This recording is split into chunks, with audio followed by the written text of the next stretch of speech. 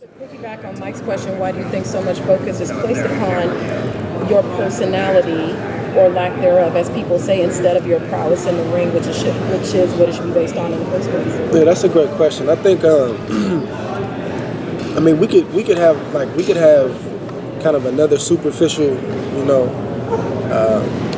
time together where we just talk about just superficial stuff, or we could talk real. I mean, if you guys want to talk real, we could talk real. That's a good question. I don't talk a lot about myself, but I feel like I'm a great representative for this sport. I think that, I can talk pretty well. I don't think I'm an ugly guy. I think I'm pretty handsome. My wife's right there. She may attest to that. And I think, honestly, some of the stuff that you read, I think a lot of it is personal. And I think the individuals that write it, I think you have to ask them, why they write what they write. And you guys know, like I know, that boxing is a small incestuous business. It's small. There's not a major network. So it's kind of the same regurgitated story that's being written, if you ask me. Now, I'm not a fighter who says that all critics are bad. I need critique sometimes. My wife critiques me. I got people in my life that critique me, my trainer. If you guys call me out on something, a performance, and it's warranted, then hey man, I gotta live with that, and I gotta get better.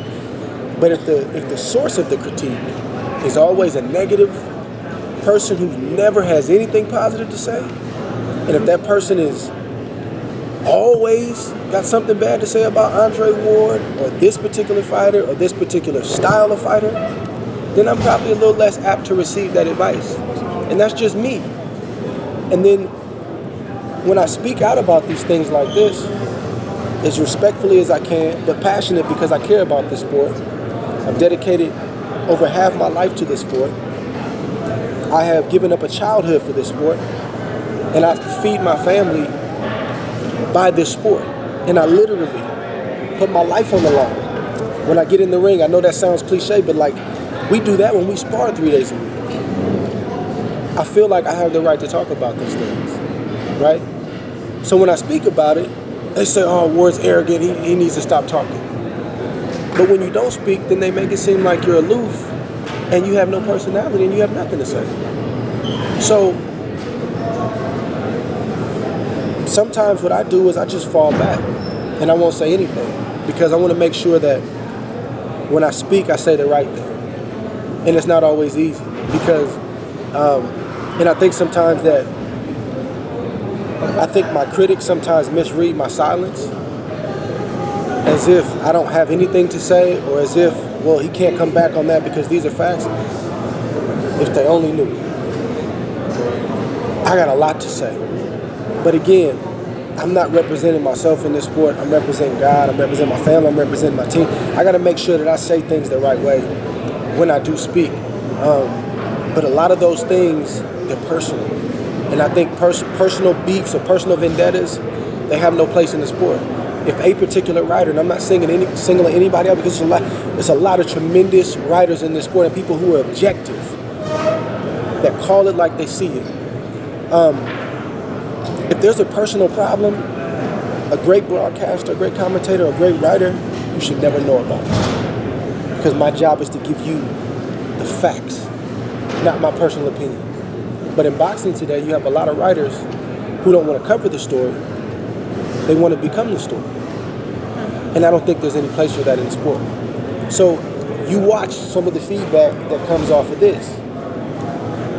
Oh, but that's fine because at some point in time, I'm going to speak up and refute some of the things that are written out there. And honestly, I don't read it, but I get the overflow. I got family, I got friends, I got people who read this stuff and they're like, Dre, say something. I'm like, man, I'm gonna wait for the right time.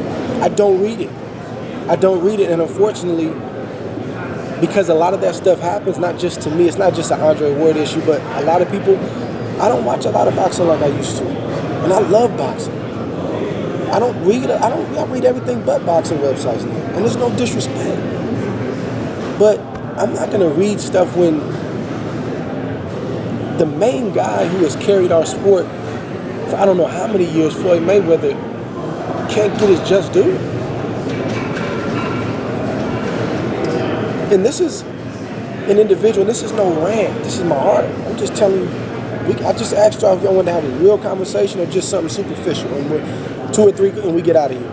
I'm trying to give you guys meat. Okay, personal life aside, you can compartmentalize that. But in the ring, it's a bad man. That's a bad man. I call Floyd my legend. Because that's the individual in my era that I grew up watching, that I grew up idolizing, that I stole things from. My jab to the stomach comes from Floyd.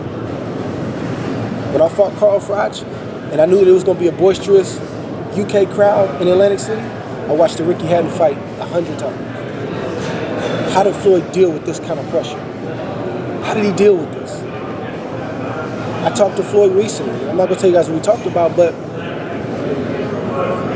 Floyd is available, and he's open to talk to the young guys that are in the sport.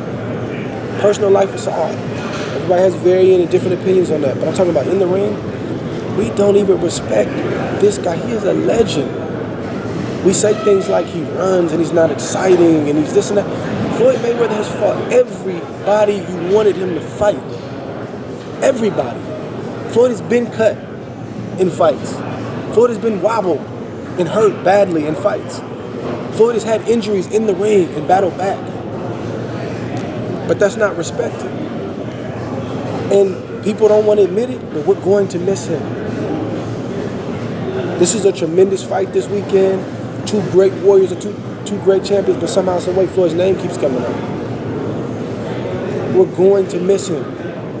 And it's sad. I'm not coming down on you guys. Man, if the shoe fits, wear it. But I'm just saying in general, it's sad, man, and it hurts me that this guy, like I know what it feels like to get buzzed and sparring. I know, no disrespect, but a lot of media is not there for that stuff. Nobody's behind the scenes, and to your credit, you guys aren't privy to that stuff, but when I got to make a tough decision about my knee, I know what they're going, right? Oh, here he goes again.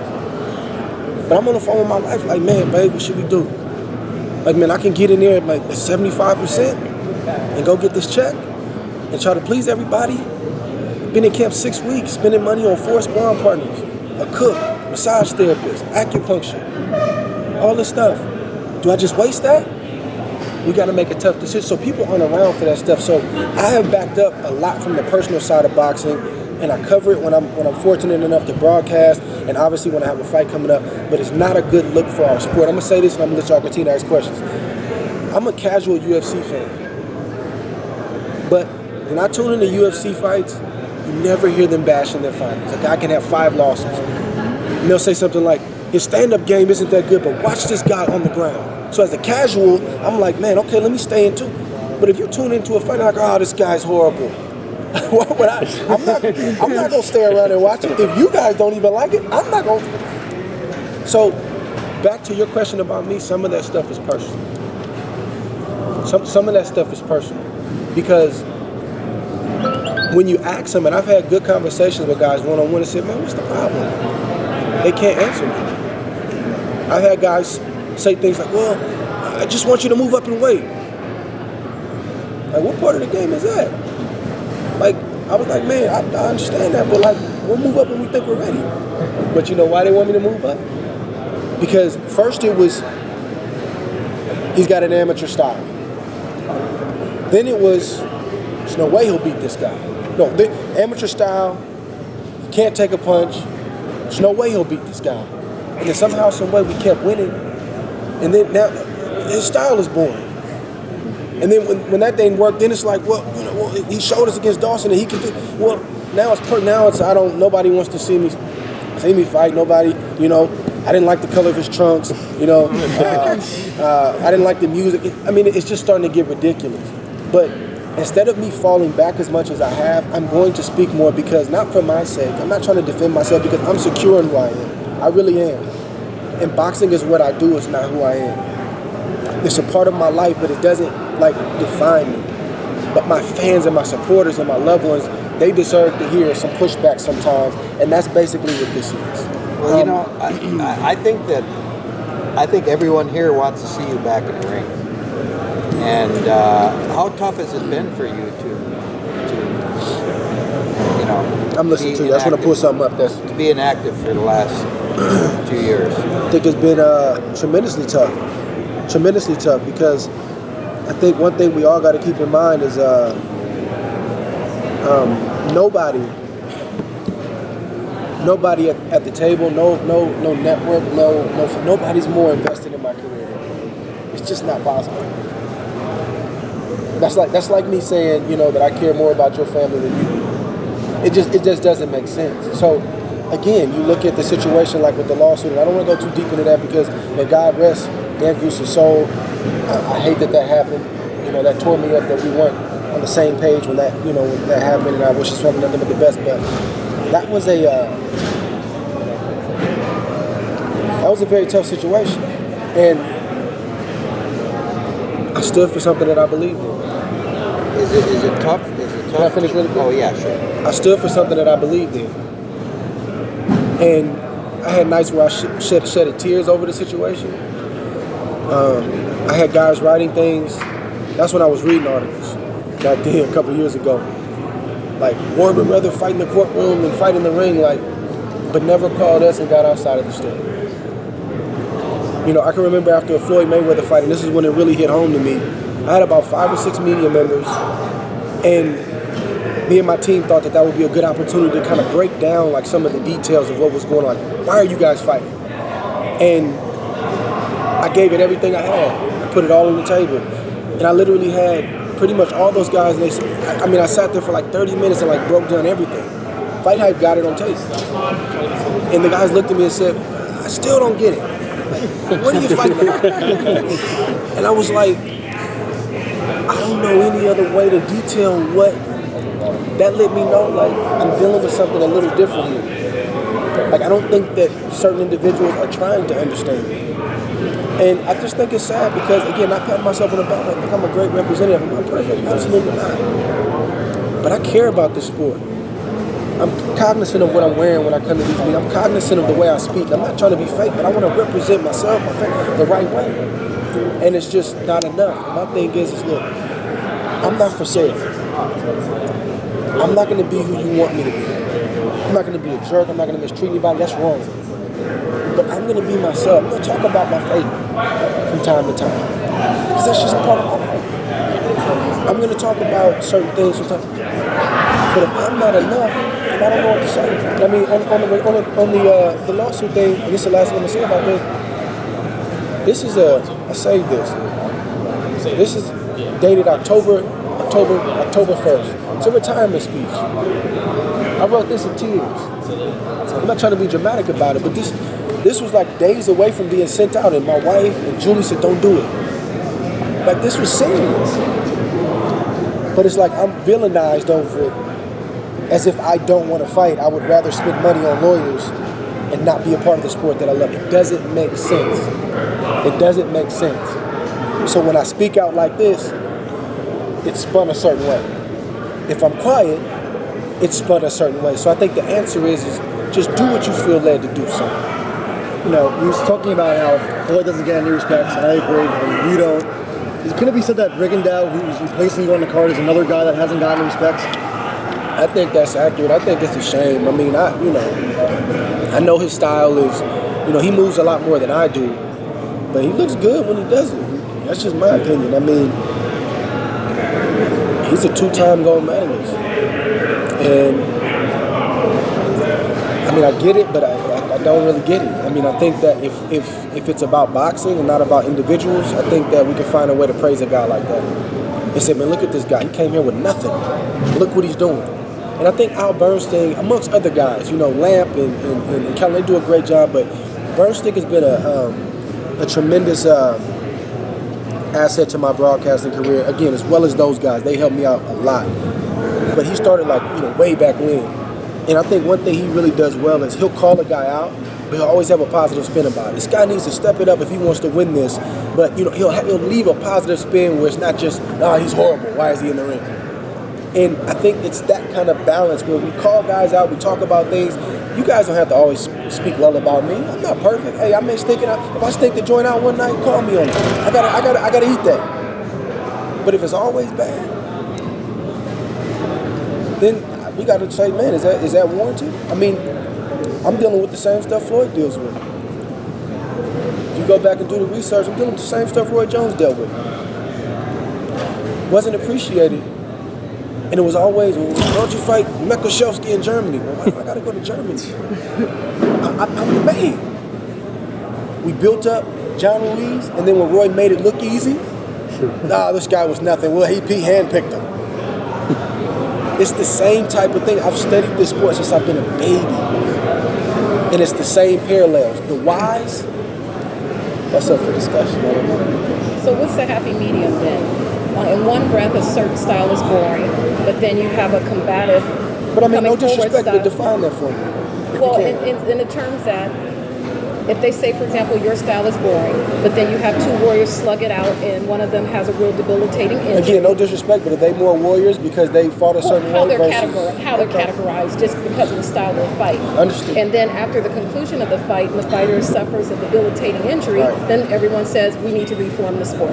So what's the happy medium between, That's a great question. I think, and I'm not like challenging the back. I'm just like trying to, I think it's good dialogue. But I think that, I think boxing has always been what it's been. I think the era has changed. I really do. I think the era has changed, and I think that, I've seen fights with Salvador Sanchez, who we say is a great fighter, not throw a punch for a whole round, trying to find distance and trying to find range. Pernell Whitaker, he got some of these same critiques, but now we look back and say Sweet Pea was a legend.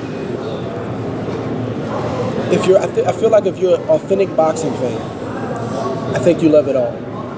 I love a quote-unquote purist. I love a guy who has to get it a certain way. Like, man, he doesn't have the skill to do that, but this dude put it on the line, man, and I respect it. I think you got to love it all.